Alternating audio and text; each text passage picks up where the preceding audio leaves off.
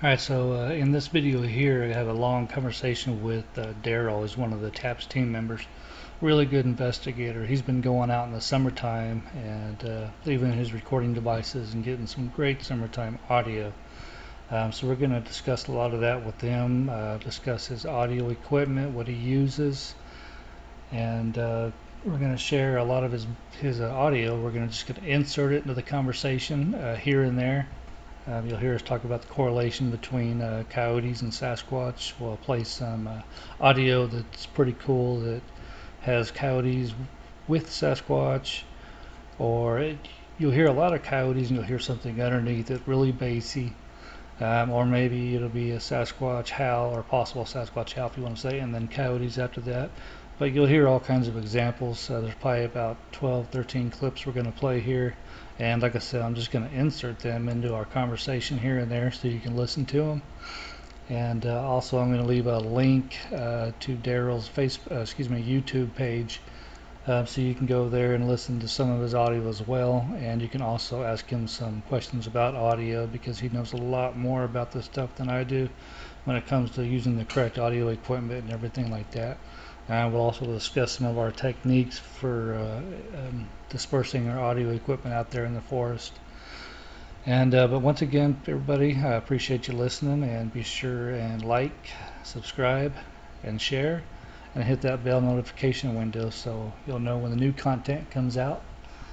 So yeah, I hope you enjoy this. I'm sure you will. It's good stuff.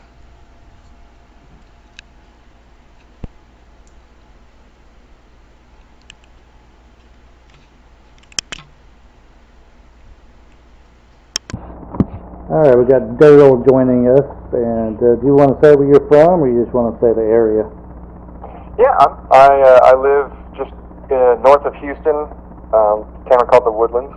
Okay, and you're real close to the Sam Houston National Forest. Yeah, and it's pretty big, so I can usually get to at least one part of it within 45 minutes driving. And Darrel, you kind of hit us up and joined up with us in the wintertime. Was it last year? Yeah, I had kind of reached out to you because I'd been going up to the forest, I was going to the area over by the lake because that's the only place that I could really find any sort of history. So I was going up there quite a bit at night. I'd take my dog with me. That'd be Lake Conroe? Yeah, by Lake Conroe. And never really got a whole lot going on, and then I ran across you, I think it was on YouTube. So I thought, oh, maybe I'll reach out to this Shane guy.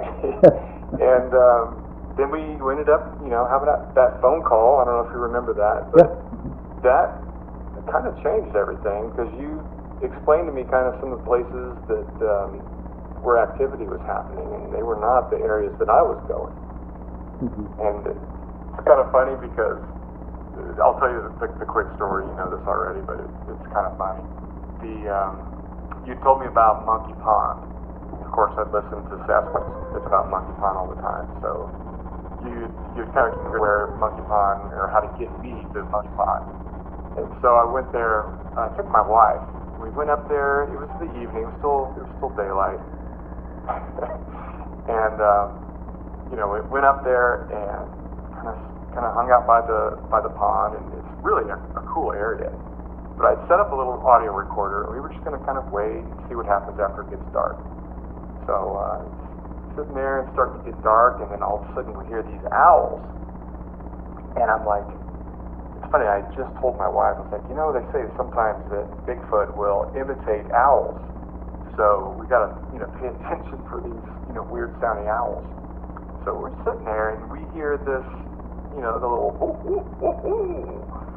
And then that was pretty good. Another one comes from the left, and one from the right, one behind us, and then it just turns into this something different. It sounded like a bunch of monkeys. And I was just like, oh my gosh, we're surrounded. I almost got a little panic, so we were looking at each other like, we need to go. So they stopped doing the monkey thing or whatever, so I stopped the recording. We gathered up everything, and we walked out of there with that chill down the back of our or spines the whole way back to the car because you have to hike out. Yeah. And then I think it was a couple days later I texted you and I was like, yeah, Shane, I know why they call it Monkey Pond now. And you were like, that wasn't the barred owls, was it? And I'm like, barred owls? What are, So I Googled barred owls, and I heard that I found a little audio recording of them doing that exact thing. I was like, oh my gosh, that wasn't Bigfoot, those were owls. But it's kind of funny because that's been kind of the thing now, is every time I hear those owls, you think about that. Yeah. Yeah, I remember that. And the thing about it is you're not alone. You are not alone. One of the funniest things was a young couple that went out with me. This was to the big thicket, the big standing unit. We were way back up in there, man. I mean, we were way down towards the creek bottom. And it's probably about 11:30 at night, and we're sitting around a fire. It's cold. And she's standing next to her husband there. He's sitting in the chair. She's just kind of standing there. And the same thing happened. One owl goes off, and then, I mean, just within seconds, there was a symphony of these owls. And, you know, like you said, they sound like baby monkeys going off, you know? And, I mean, within seconds, she's in his lap, embracing him, scared to death. The monkeys are everywhere. She was just freaking out, man. I had to calm her and him down because they were from, if I remember correctly, either Minnesota or Michigan. But they hadn't heard this before. So it took me some calming to get them to calm down and make them realize that that's our owls down here. And it's one of the things I'll never forget because when you had told me about that, I instantly thought of that, you know. Yeah, because you don't expect it. You don't know. Yeah, if you don't know, you're going to be thrown off. You don't. That doesn't sound like something like a bird or an owl or anything is going to make. Yeah, and it's only when they all get going. So. Yeah. Yeah. And when it does, if people that don't go out there, maybe had gone out there and experienced it, or you're gonna start going out there and you hear that, don't freak out. If it's a Bigfoot, you're gonna know the difference. Yeah. Just think about the lung capacity of an owl and the lung capacity of a Bigfoot, you know. And just use some common sense, and maybe you'll figure it out, or maybe you'll get scared out of there. Who knows? But it's still to me today. You know, the first time I heard it, I was freaked out. You know, I didn't know what it was. I had done all my camping in West Texas, and so when I started camping in East Texas and heard that, I didn't know what the hell was going on. But I had to do, you know, the same thing. I had to Google it and figure it out. Yeah. Yeah, every time I hear it now, it just makes me smile. Yeah. Like, oh, this is cool. Yeah, oh yeah, I love hearing it too. I mean, I love hearing all wildlife, especially at night. But yeah, one of the great things, I mean, you come out there. One time we went out. Oh gosh, I think we were over by Winter's Bayou area, weren't we? Mm-hmm. Yeah, we were. Yeah, and we did hear vocal out that night. Quite a ways in distance, but that was pretty cool for you to come out and get to hear that, you know. And and that was the second time I've ever heard one, so yeah, that was pretty cool. And it's a big difference hearing them on audio for everybody that listens to YouTube videos and stuff. There's a huge difference when you hear it in person. Like it's an adrenaline rush, especially when it gets closer to you, and it's not something you forget. So, but yeah, one of the things that I really like about you, really appreciate, is the fact that, you know, you go out in the summertime and throw your audio, your recorders up, and you're catching the audio evidence in the summertime, which is great because, you know, like me, I'm 2.5 hours away from the forest, so if I was to go to the forest year-round leaving recorders, it's just going to cost me an arm and a leg. So I usually go in the fall, or excuse me, the spring, or yeah, the fall and the winter, and maybe early spring into it, because I'm going to be camping out there, so I can get a lot of recordings done in a week. But yeah, I'm not going to go camping out there for a week in the summertime because the humidity in that forest is just on another level. Yeah, it's unbearable. Yeah, and so I never get to really hear the difference in audio that these things are doing or making in the forest in the summertime. But with you going out there and the audio you're catching, we're really getting to see that, it's answering some questions of, do they stay there in the national forest in the summertime, or, there's people that think that they actually migrate north. I've never been a believer of the migration, but, the biggest movement to me for Sasquatch was just following food sources, maybe from a mountain down to the bottom, etc. But as far as extreme migration, I've never believed it. And then with you catching everything that you're catching there, that just further solidifies the fact that, they don't go anywhere. That's their environment. They're used to this. They know how to deal with it.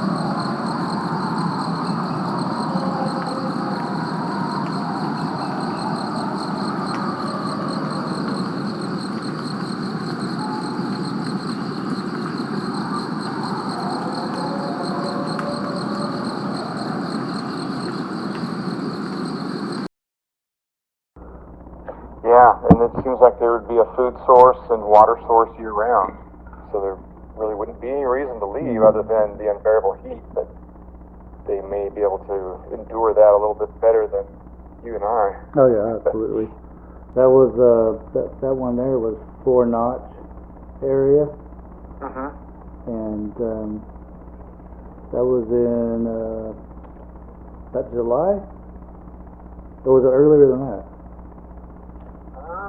I don't remember. I usually try to timestamp them on the file name.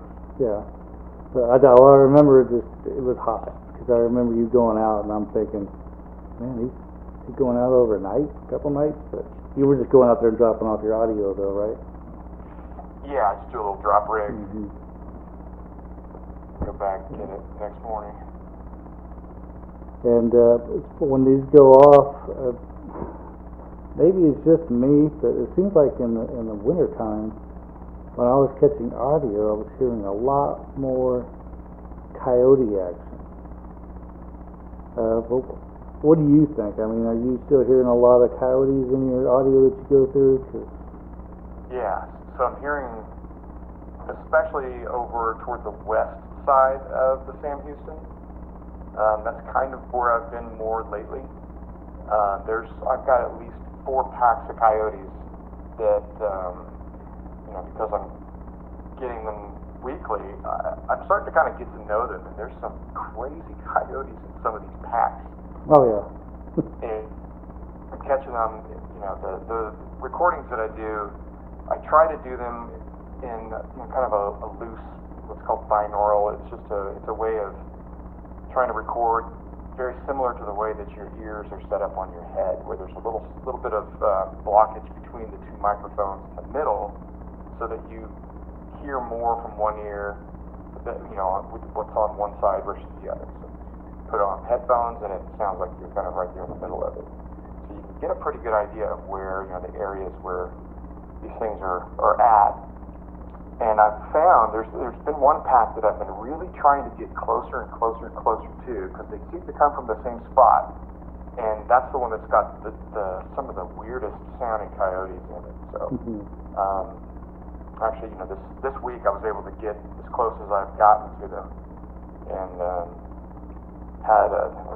this week I had over 58, I think it was 58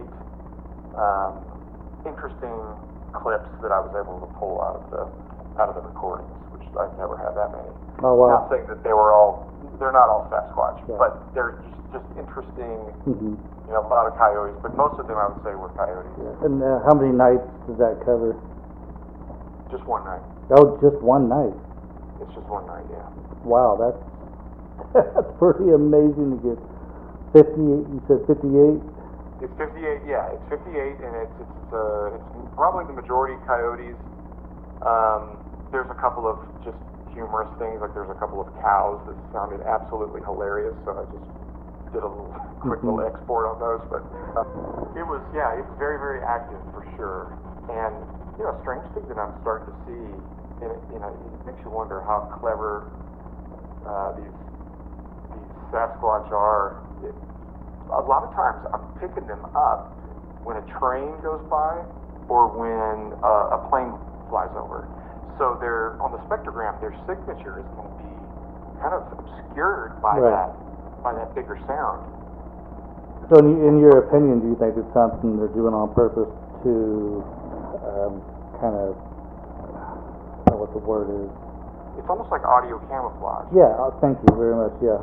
To kind of camouflage their audio to whoever they are communicating with. Or is it, do you think it's just the fact that noise, and they want to make a noise because of that noise, kind of like a dog does with a siren? Now, of course, I'm not saying they're dogs, they're a hell of a lot more intelligent, likely, but a lot more human. So, yeah. But do you think there's a similarity there, or it's just camouflaging? It could be. It's weird because you'll hear it at the, and you're familiar with spectrograms. You've got the kind of that peak. So let's say a plane or a jet flies over. You'll see the curve, right? You'll see where it's coming in, and it kind of creates like almost like a little hill. So where I'll see it is toward the beginning of that, like they're anticipating it, they know it's coming. And then I'll see it again toward the tail as it's leaving. And that's kind of, which is absolutely horrible if we're trying to reduce it down to its sound. When you're trying to clean up audio, because you're like, they're doing this on purpose. They're trying to mess with me because they know I'm trying to record them. They know Darrel's out there. Yeah. So this is kind of a, just a little attempt to mess with me. But I think it's, the coyotes will react to it. I think so. They'll hear the train horn, and that will get them going. And so sometimes, just with the coyotes going, all of a sudden you'll hear something within that that's like, that's a strange sound coyote. Yeah, I think probably, gosh, I would even go as far as saying probably like 60, maybe even 70% of the time, where I either get, when I get coyotes, they're never alone. You know what I mean? Like, there's that underlying audio in there that's bassy, that's just real obvious that it's not a coyote.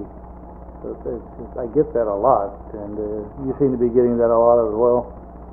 Yeah, it got me to the point where I started trying to listen to as many normal coyote recordings that are out there to really kind of learn, what is a coyote supposed to sound like? Yeah. And then you compare that to, okay, what does a wolf sound like? Because I have gotten some recordings of, especially over by 4 Notch, that sounded like a wolf. Sounds like a wolf. Mm-hmm. It's a wolf, and I'm pretty sure that there's wolves out there. I've got a buddy that has seen some red wolves out there. I don't doubt that at all. And that actually, this is weird. The recordings that I got of the coyotes just this week, it started off, it's really strange. It was like a dog bark, like, ruff, ruff, ruff, ruff, ruff, and it went into coyote, and it came from the exact same place, exact same area, but it just had that just normal house dog type bark, and it just went whoop, right into coyote. And the rest of the coyotes from the pack were in the same location, and they joined in. So obviously there's breeding between dogs and coyotes going on. Yeah, there's got to be something, and I think there's last I looked, there's a wolf conservation place here in Texas, and I've been wanting to get in contact with them to go see if I'm supporting their coyotes, not sent via email or anything, but through my own recording device, because I really want to use those to compare to some of the things that I've caught that to me sounds like a wolf also. Yeah. But the Sasquatch itself could, the longer howls, those more sustained, those are the ones that you're just kind of turn your head and you're like, wait, that doesn't sound like a coyote. Yeah. When you've been out there enough and you hear it in person, you can definitely tell. And then when you go through all this audio on a spectrogram and you see these signatures and everything, you do it so much that you can see things that stand out, and even before you play it, you kind of already know what it's going to be. Right. I'm starting to get to that point now where I recognize on the spectrogram what it is before I hear it. Yeah. It's kind of cool, but it's like, ooh, that's a cow. Yeah, it is. It helps you go through your audio quicker, too. Yeah, for sure, especially when you've got hours upon hours upon hours. Yeah. But cows were getting it first. I didn't realize there were cows in the area. And I quickly learned that the cow signature usually has an octave or two involved with it. So you'll see 3 stacked on top of each other pretty high up, which you don't necessarily think of when you hear it. Yeah. But when you see it, you're like, oh, that's cow, weird. Yeah, and you'll get that a lot. Us humans go out, and for example, we do a call, trying to mimic a Bigfoot, and you look at that on a spectrogram, and we'll get the same thing. We'll get those on top of one another, like I said. And so whenever I come across something, maybe I'm recording a new area, and I hear something like that on the audio, and I can tell it's a human that way. And when Bigfoot does it, it's not the same. So it's not. It's telling you that there's a difference. It is. It's a real clear, single Yeah. swipe. Mm-hmm. Yeah. I've never seen one of their vocals do the same as a human on the spectrogram, so I mean it definitely tells you that their whole vocal setup is got some major differences. I mean it could even be just minor difference to do that, but I really think it's going to be some major differences there. So. And, yeah, I'll just find some acoustic expert that can talk about that or explain it. Yeah. That would be good to know why it would be so clear. Is it because it's louder, or is it just something biological? But right. So right now you think you're getting more vocal activity out of the western part of Sam Houston National Forest as compared to the eastern or northeastern? yeah, but in all fairness, I've really concentrated most of the recordings over on the west side. Oh, okay. So you've actually got more volume of hours on the west side. Okay. Yeah. So just because it's kind of a quicker path for me to get up there and back. Okay. So we can't really average out whether there's more or less that way. So. Yeah. Okay. So I think maybe next summer I'll try to concentrate on that. Mm-hmm. See what I get from that area. Yeah, I tell you, it's always hard to choose when it gets time to go out. Like for me to do recordings, and I want to go out, I'm like, man, do I keep going to the same places? You know, do I try someplace new? Or well, I don't want to fix something that's not broke.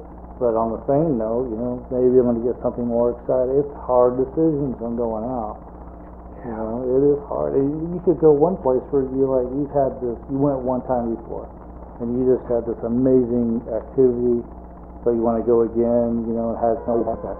You know. Mm-hmm. And, it's like the harder you try to get it, it works against you. Yeah. So if you just think, I'm just going to go out, this place looks good, just going to camp here and see what happens, and then go from there, you know? Yeah. And it also helps to have multiple recorders and kind of spread them out into places. So. Yeah, it does. Yeah. And just a word to anybody who's going to go out and start doing this, avoid small ponds at all costs. You know what I'm saying? Frogs, oh my God. Avoid ponds if there's any way to stay away from them, do. Because you may not hear it right when the sun's about to go down, but those frogs will take over and destroy anything on your recording. Yeah, there was some people that were like, let's just camp right here. It's next to a pond. I'm like, you know how loud they're going to be right now. I won't be bad. We'll still be able to hear it. I'm just like, okay, you win. And then later on that night, they're like, man, these are loud. And I'm like, kind of tried to tell you that. But if you want to hear something, you got to get away from the pond. A moving creek is better as long as there's no place where there's sitting water. Yeah. Also, you know, one of the things that seem to experience a lot, and I mean, I've heard it in person a couple times, is when there's coyotes and they're going off, like they're hunting or they've made a kill, you know, but a lot more when they're hunting. I'll get like a Sasquatch call before them, and it could be 10 seconds before, 30 seconds before, but it happens a lot where there's one before and then the coyotes kick in.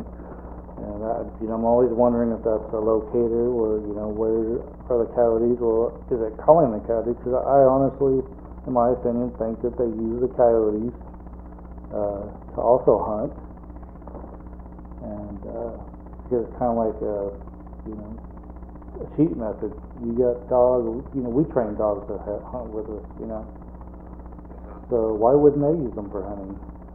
And, that actually makes a lot of sense, and it's funny because the reason that really pulled me over to the west side, and just looking at the west side on a map, there's nothing about it that seems squatchy or whatever. There's it's kind of embedded within a lot of little communities.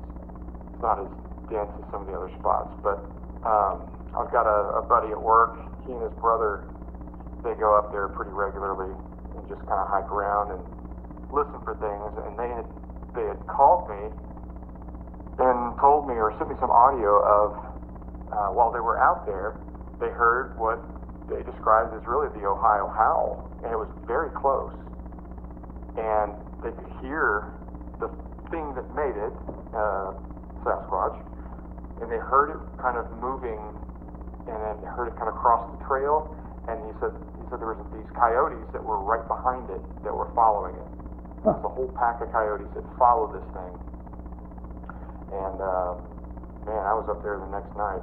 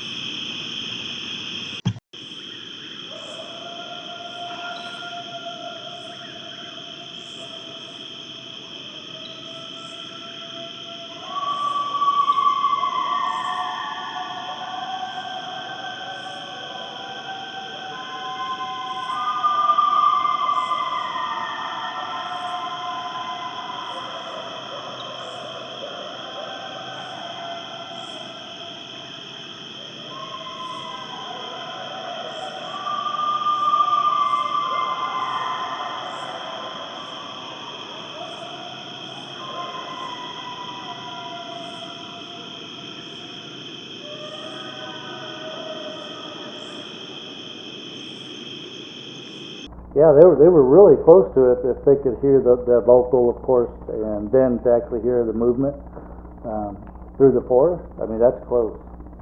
Yeah. You know? And it's really Yeah. cool that it did that, and then the coyotes are following it, you know. Right, so it's almost like, I think, the coyotes are going to follow the Bigfoot, because if the Bigfoot makes a kill, they're going to get the scraps. Most accounts, most accounts, they don't really do a whole lot other than like the guts or something. Yeah, like, get the most important minerals.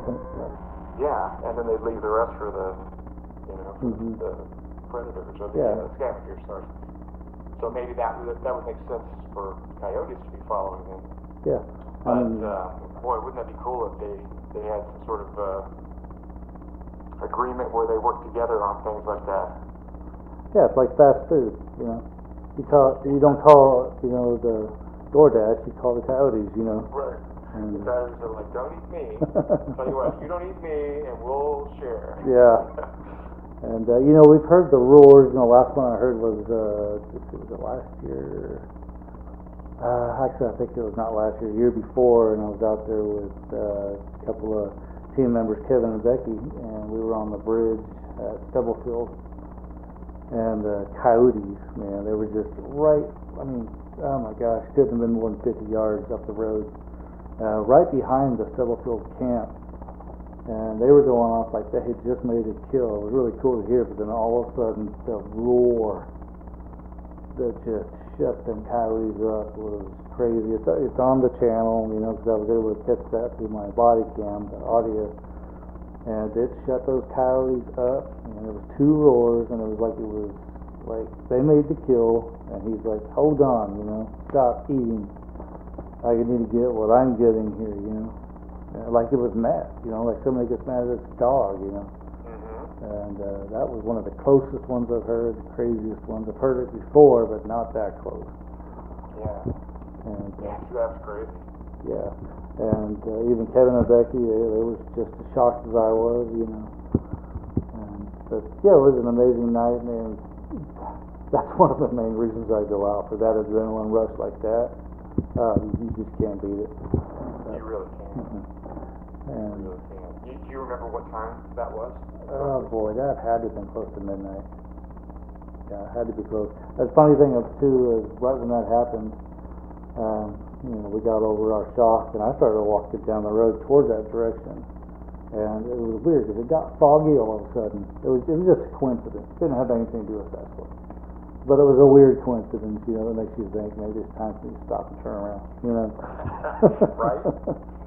Yeah, I mean, that's tell you, those coincidences, you start to question after a while. Yeah, sometimes you just gotta follow it. I'll tell you something that was a strange coincidence that actually happened earlier this week. I live 45 minutes from the forest, and I had gone out to move my car, the one that I usually take with me when I go up there. And I look down on the ground, and there's this feather, pretty big feather, and it's perfectly intact. It's kind of a light brownish, but it had these brown kind of stripes on it. I'm like, well, that's kind of strange. It's definitely not from a normal bird. That looks like a bigger bird. Like, shoot, that could be a barred owl. So I didn't think anything of it. I kept the feather, and then maybe 3 days later, I remembered. I was like, oh, I need to look and see what a barred owl feather looks like. So I Googled it. And lo and behold, that's exactly what this thing is. It's a barred owl feather. Oh, wow. It was sitting right down in front of my driver's side door, perfectly on the driveway. That's interesting. And I'm like, okay, well, I'm going to take some apples. Yeah, you were gifted. You got to give back. That's pretty neat. You're not the first one I've heard of the feather situation either, so that's pretty cool. But yeah, it's what keeps you going out there. Oh yeah, absolutely. And what kind of audio device are you using? What's your setup, and how do you set it up out there? Yeah, so one of my favorite things is this it's called 32-bit float recording. It's a format that allows, well, you know how you can, with most recorders you have to set the volume, the record volume. If you set it too loud, if there's something that gets too loud, it distorts and it makes it sound bad. Or if you have it down too low, then you can't hear anything, but nothing distorts. Right. So this 32-bit float format, it does all that automatically, like magically. So you never have, and it doesn't change the volume. It just has a way of, if things get too loud, it can still write the file without any sort of distortion on it. So it automatically adjusts. Kind of, but you don't hear any difference. Like when you're listening to it, you won't hear anything different as far as levels going up and down. But what will happen is on that wave file where it could kind of peg out, where it flattens, usually is when it distorts. All you have to do is lower the gain, and all of that information is still in there without it being kind of truncated. So it's really cool. So you don't have to adjust any levels at all. So I use this little thing. It's called the Zoom. It's the F3. Okay. Yeah. Frank F3, and it's little. It's a tiny little portable thing, and it's just 2 channels, and it records that 32-bit up to like a really high kilohertz. I think it's like that 192 kilohertz. So it can do some pretty cool recording.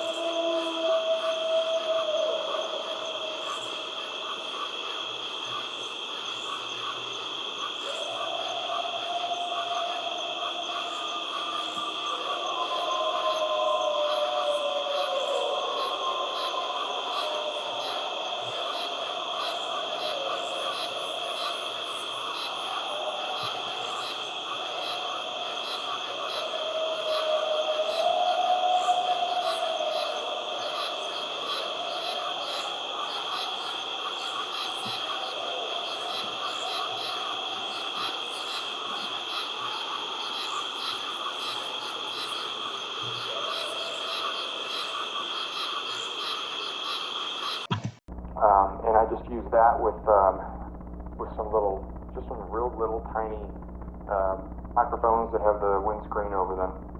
I think they're the Primo, I think the EN 272s or something. Real low noise. So the combination of all that, I just do that, and I've got a couple of different techniques that I use.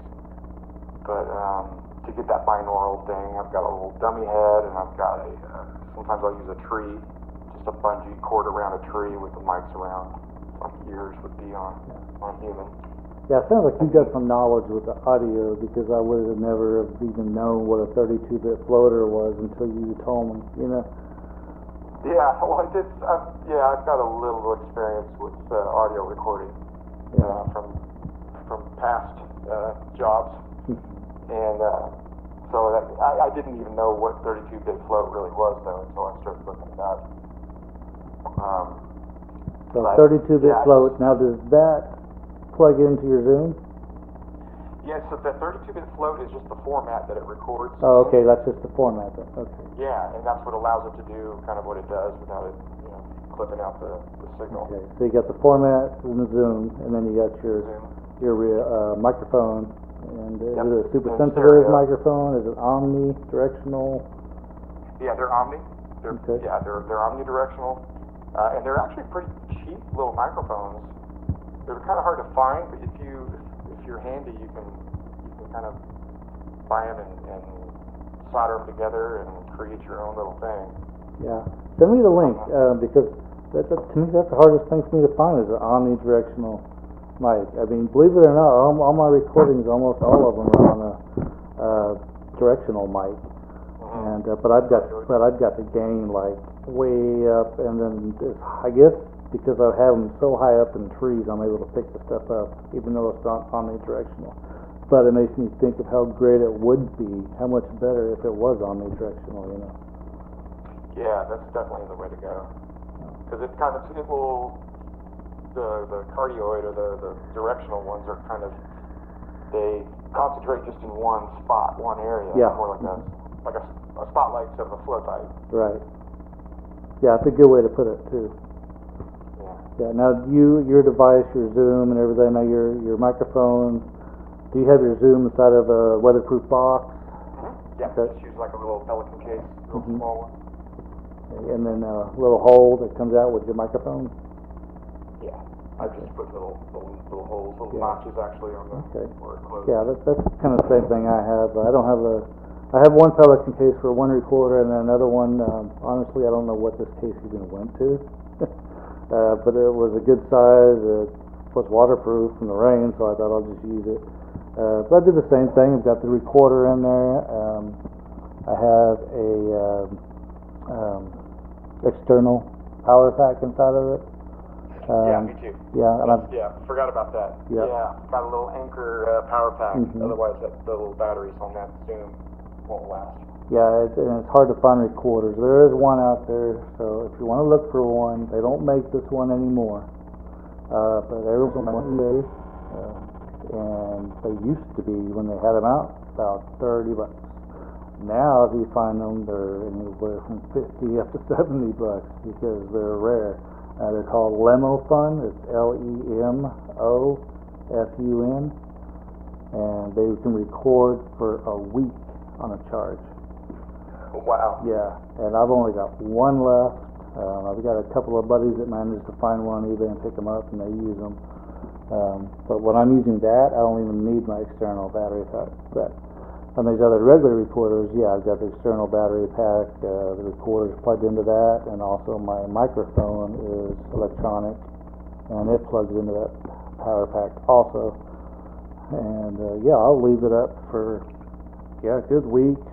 Just remember, the longer it's up, the more audio you got to go through. I recommend getting a recorder that you can set to record. Like wintertime, I would set it for probably about 5 p.m. and set it to stop recording at about 5 a.m. And that way all my recordings are at night, and it makes it so much easier to go through everything.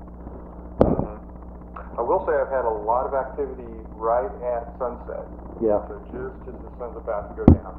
Yeah. Maybe Yeah, I don't. What time does it get dark in the winter? 6 o'clock? 5:30, 6? Yeah, 5, Mm-hmm. ranges 5 to 6. Yeah. Sometimes I'll get that. I don't know what it's kind of like. Everybody up. We got work to do. Call. Yeah. Yeah. Here we go. Yeah. But well, you just reminded me of something real quick. Again from this week. So it was about 5 o'clock in the morning. It may have actually been 6. Yeah, it was 6. So the sun was just about to come up. And going through this, and I see that little telltale hooked up and then straight signal that lasted for a while, and I'm like, what in the world? So I listened to it. It's the Ohio Howl. Oh my gosh. oh yeah. Oh my gosh. I can't wait to tell Shane. Well, I listened to it a little bit more, and I'm like, it really sounds like an air raid siren. Like, really sounds like an air raid siren. Anyway, I saved it, went on, and then my second mic that I had out was closer to the source and confirmed 100% it was an air raid siren that this farmer is using for his cows when he feeds them. So it comes out and it just runs, and then all the cows are just woo, woo, woo, woo, and they're just all over the audio. So I was cracking up like, who uses an air raid siren in the middle of the night or in the morning? Yeah, that's hilarious. I thought it was for sure the Ohio Howl. Yeah. Like, I got it. And I tell you what, we've all caught some strange things. We've all done some things that we were like, oh my gosh. I've had a recorder out, and I happen to be playing some of my audio on a Bluetooth speaker really loud, and I would forget that I did that. And when I'm reviewing the audio of a recorder, even though it was 100 yards away or so, I catch this audio, the signature looks weird, but it sounds great, and I'm like, wow, it's a good catch, but why does that signature look like that, And then it finally dawns on me, oh, that's my audio, I caught that, Starting to sound familiar. Yeah, so you're really happy for a minute, and you're going, oh, yeah, that's right, But it happens to all of us. But yeah, and as far as you putting your recorder out, are you wrapping it around a tree? Are you putting it up in a tree? What's your method there? I'll use either a tripod, a very lightweight little not even a tripod, just what is it? It's like a light stand. It has the 3 legs at the bottom, and then you just, go up maybe 6, 7 feet. And I'll use that, and then I've got one that goes up to about 13 feet.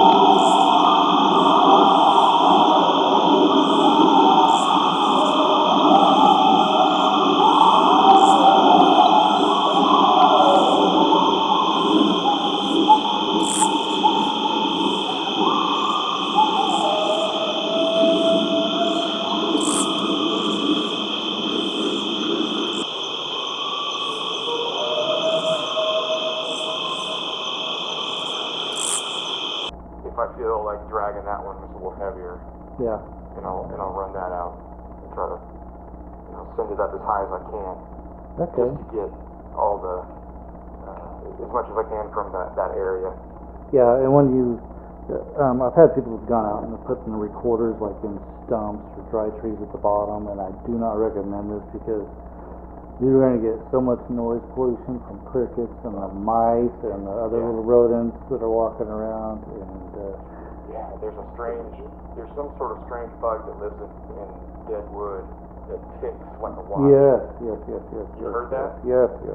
I don't know what that is, but it drives me crazy because my microphone will pick it up if it's anywhere close. And you'll think something's tapping your microphone sometimes, but no. But it's like I'll go out and I'll find if there is one around, I usually take a very young pine tree because they're flexible. They may be 10, 15 feet up in the air, but you can take it at the base and slowly work it down. and then I can clip my whole thing onto the top of one of the branches on there and just slowly let it go back up. That way I'm keeping my audio up high. Try to cut out a lot of that ground pollution on the noise there. And if I can't do that and all the trees are too big to do that, then I just take rope and I'll tie a little log, dead log around it, and I'll chunk it up there, around the tree limb.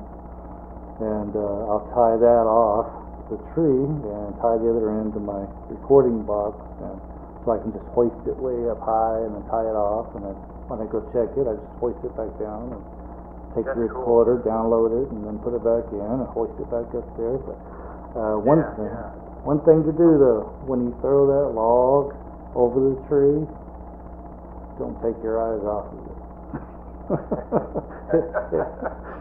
It hurts, people. It hurts.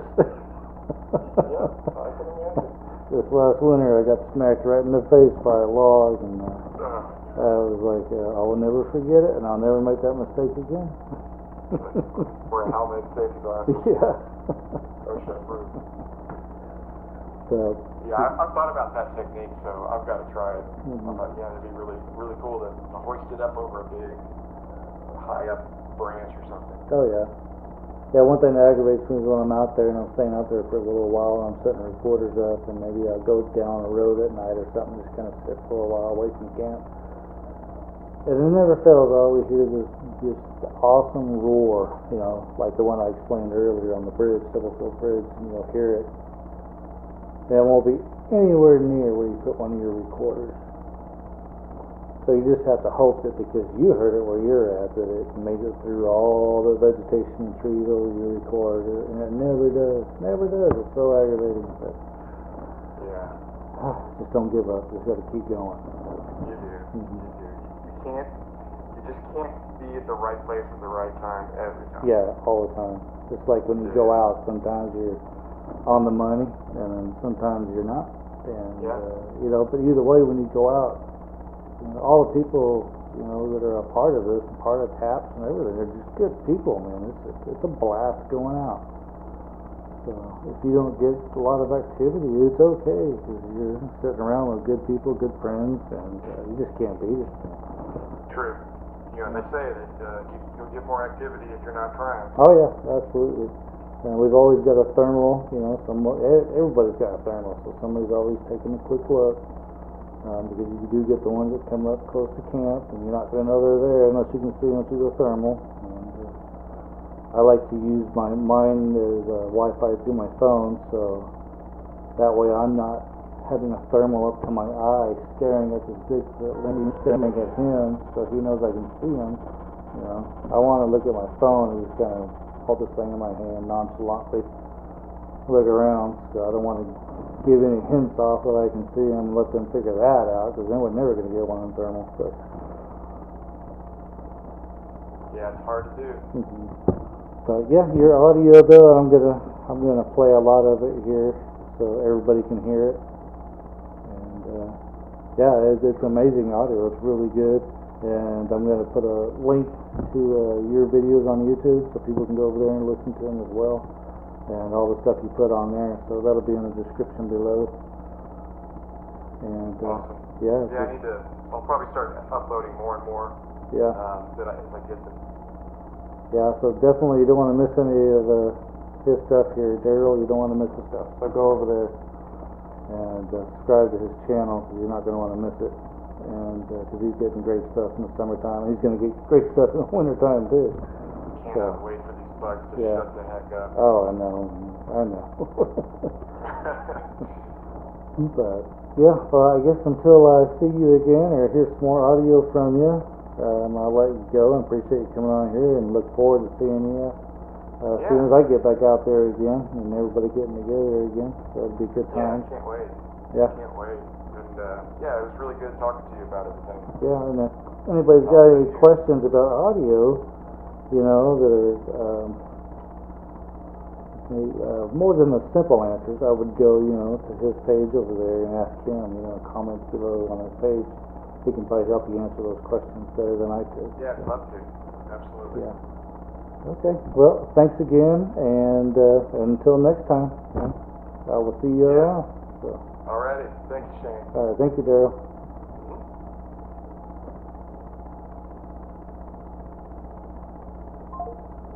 All right, well, thanks, Darrel, for your time. Become a good friend, and everybody in the TAPS, well, not only TAPS, there are other groups out there that we've been out there with as well. Just all good people. Yeah, can't say enough good things about everybody. But, once again, go ahead and please like, subscribe, share the channel, and hit us up on Facebook. Just use the Facebook icon there. There's also an Instagram. I need to update that with some new videos, but the Instagram icon button is there on the YouTube group page also. So just go to the home page and click those buttons. Good to go. All right, thanks for listening, Phil.